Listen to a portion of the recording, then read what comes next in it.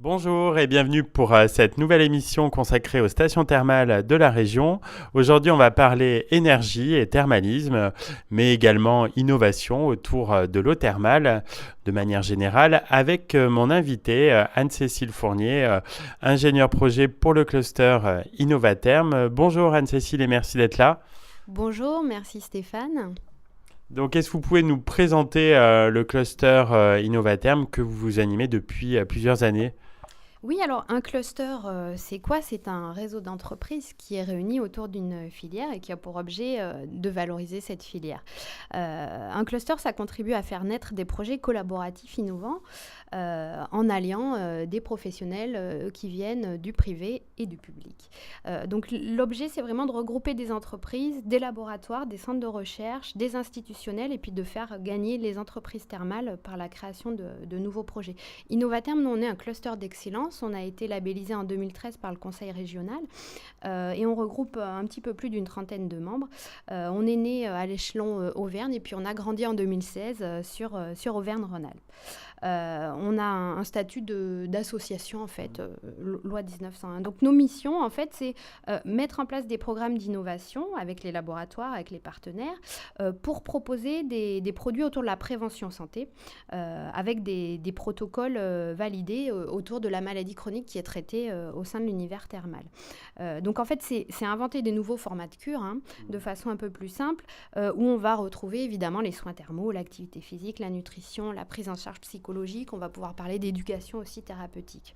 Et puis à côté de ce gros volet prévention santé, on travaille aussi sur le développement économique pour valoriser l'eau thermale, alors dans des domaines très différents. On peut parler de nutrition, on peut parler de probiotiques, de compléments alimentaires, de cosmétiques et d'énergie renouvelable aussi également. Donc en fait, le projet collaboratif, c'est vraiment partager, mutualiser avec les partenaires. On mutualise la prise de risque aussi, mais on développe des projets plus importants. On est complémentaire au niveau des expertises et donc on gagne en compétitivité. Parmi tous les projets que vous avez initiés, vous avez coordonné une étude sur la valorisation énergétique des rejets d'eau thermale. Alors pour quels objectifs? Oui, alors nous avons lancé en 2015 avec un partenariat avec l'ADEME une étude qu'on l'appelle VERT pour l'acronyme Valorisation énergétique des rejets d'eau thermale. Donc on est parti en fait du constat que les eaux de rejet, dans la plupart des cas, avaient des températures qui étaient supérieures à 30 degrés et que ça justifiait vraiment une vraie réflexion autour de la valorisation qui avait à mener autour de ces eaux. Donc l'objectif, c'était d'identifier dans ces établissements le potentiel à valoriser et puis de leur proposer des solutions adaptées à chacun pour mettre en place une vraie solution au niveau de la valorisation de ces rejets. Et l'étude, elle était vraiment ciblée sur les rejets, c'est-à-dire sur l'utilisation de l'eau post-soin, en fait. Et le soutien de l'ADEME a été important dans cette démarche? Oui, oui, évidemment un accompagnement financier qui a su faire un effet levier pour conforter en fait les exploitants thermaux à s'intéresser à cette thématique de la valorisation et puis aussi leur expertise technique. Ils ont notamment insisté pour qu'il y ait une vision vraiment globale sur tous les postes énergétiques au sein de l'établissement, sur le fait de s'arrêter aussi sur cette notion d'énergie fatale, c'est-à-dire une énergie perdue et qui est pas valorisée, qui part comme ça. Et puis, ils étaient impliqués à toutes les étapes du projet, au niveau des comités de pilotage, jusqu'à la réflexion sur cette brochure qui est issue de l'étude. Alors quels établissements thermaux d'Auvergne ont participé à cette étude? Alors, 5 établissements thermaux ont participé. La station de Bourbon-l'Archambault, station de la Bourboule, de Chaudzègue, de Néry-les-Bains et de Roya. Et puis, on a aussi utilisé les enseignements d'une étude pilote qui avait été faite en amont et qu'on a intégrée sur la méthodologie. Alors, quelle méthodologie justement a été adoptée pour cette étude? Alors, l'étude, elle a été réalisée par la société TerraJoule, qui a mené cette démarche en 3 étapes, en fait. Une phase d'audit, pour démarrer un projet de valorisation, il faut déjà s'intéresser à l'établissement et avoir connaissance au préalable de l'outil et de connaître ses forces et ses faiblesses. Donc ça, c'est une première grosse étape qui est basée sur des visites au sein de l'établissement thermal pour la réalisation de cet audit. La seconde phase, ensuite, c'est la phase de maîtrise. Maîtriser sa consommation d'énergie, il faut adopter des bonnes pratiques. Il faut avoir des plans qui soient à jour. Il faut savoir si on a des pertes d'eau, de chaleur. Il faut planifier tout ce qui concerne la maintenance, renouveler le matériel vétuste. Enfin, il y a beaucoup de choses à maîtriser. C'est complexe. Et puis, une fois qu'on a répondu à ces deux premières étapes, là, on est en position de pouvoir mettre en place la valorisation. On part de la ressource et on réfléchit ensuite sur les moyens de collecter cette eau, sur l'équipement le mieux adapté pour la transformer et pour créer cette énergie. Et une fois qu'on a mis en place la partie plus technique, il reste encore à la distribuer jusqu'au lieu où elle va être consommée. Merci Anne-Cécile Fournier, on va faire une petite pause musicale et on se retrouve donc pour continuer d'échanger autour de cette étude verte.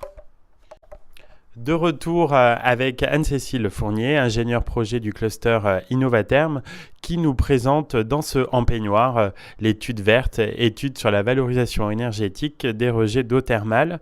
Alors Anne-Cécile, quels principaux résultats sur les gains économiques et l'environnement ont pu être constatés ? Alors, le gain énergétique, il est présent dès qu'il y a valorisation, puisque cette eau, auparavant, elle est rejetée et les calories non exploitées partent comme ça dans la nature. Donc, l'intérêt économique, lui, il est quand même fortement dépendant du contexte. Dans le cas le plus propice, on a des retours sur investissement en 2 ans. Et puis, dans certains cas, il faut vraiment avoir une refonte totale, en fait, de l'installation. Alors, on a des projets qui sont identifiés sur plusieurs établissements qui ont participé à l'étude, à Chaudzeg, à Néry-les-Bains, à Vichy. On a des rentabilités quand même intéressantes. À Vichy, on a un réseau de chaleur urbain avec une puissance de 4 MW, ce qui est quand même assez conséquent.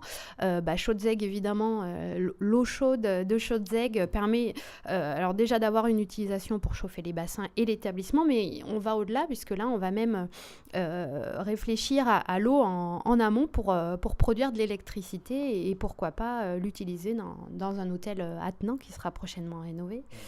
Et puis à Néry-les-Bains, voilà, aussi des projets pour chauffer l'établissement thermal et même un hôtel proche et une réflexion autour de la piscine municipale aussi. Donc il y a beaucoup de besoins à adresser. Et puis on parle de gains économiques, mais il y a aussi le gain environnemental.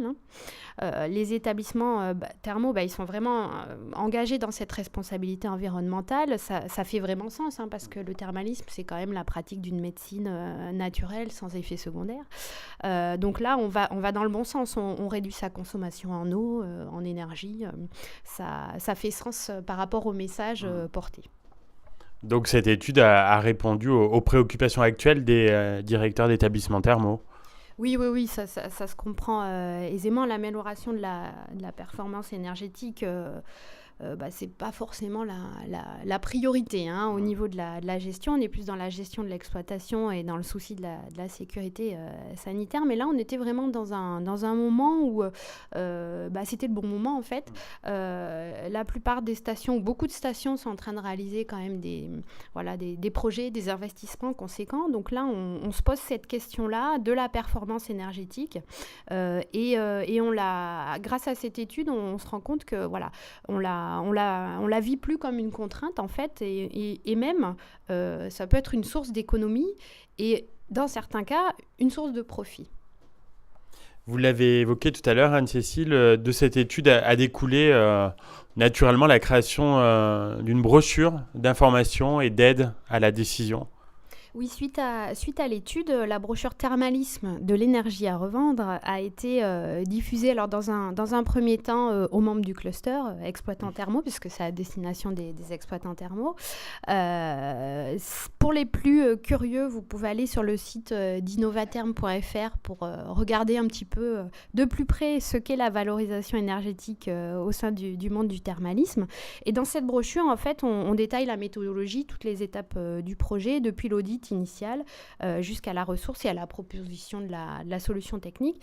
Et la brochure, elle se conclut par le retour d'expérience aussi des établissements, des directeurs d'établissements sur cette étude. Alors, quelle suite justement pour cette étude ? Alors là, on a 5 établissements thermaux qui ont participé à cette étude. On en compte de nombreux en France, plus d'une centaine. Donc déjà, on voudrait dupliquer au sein des établissements membres du cluster qui n'ont pas participé à cette étude-là. L'ADEME continue à mettre en place des dispositifs de financement. Et puis, l'objet de cette étude, c'est vraiment de diffuser largement en fait, ces bonnes pratiques pour transmettre l'intérêt de la valorisation de l'eau thermale. Alors, est-ce que vous êtes en mesure de nous parler d'autres projets menés actuellement par votre cluster ? Alors cette année, Innovatherm a accompagné 7 projets collaboratifs de l'idéation, vraiment de la création, de l'identification des partenaires, au montage de projets jusqu'au dépôt sur des appels à projets. Les sujets autour de l'innovation, ils sont variés, donc on va toucher vraiment des choses très très divers. On a des projets autour de gammes cosmétiques collaboratives, par exemple, une autre approche de l'innovation. On a des projets autour du microbiome de l'eau thermale. On a des projets qui parlent de nutrition santé avec des hôteliers thermalistes. On a aussi des programmes qui parlent d'éducation thérapeutique et de post-cancer du sein. On va également toucher des problèmes de société comme le traitement du burn-out au sein de l'établissement thermal. Et puis également tout ce qui concerne la pratique de l'activité physique adaptée au sein de l'établissement également. Alors Anne-Cécile, je sais que vous connaissez l'émission, donc vous n'échapperez pas à la question rituelle de fin d'émission. Alors quand vous êtes-vous retrouvé en peignoir la dernière fois ? Oui, alors rien que d'y penser, je me sens déjà détendue. C'était dimanche dernier, un moment de sérénité à Royatonic et de détente, et il me tarde d'y retourner. On vous le souhaite. Merci beaucoup à Anne-Cécile Fournier pour cet échange très intéressant. On incite nos auditeurs qui souhaiteraient en savoir plus donc à se rendre sur votre site innovatherm.fr et à bientôt dans Un Peignoir. À bientôt Stéphane, au revoir.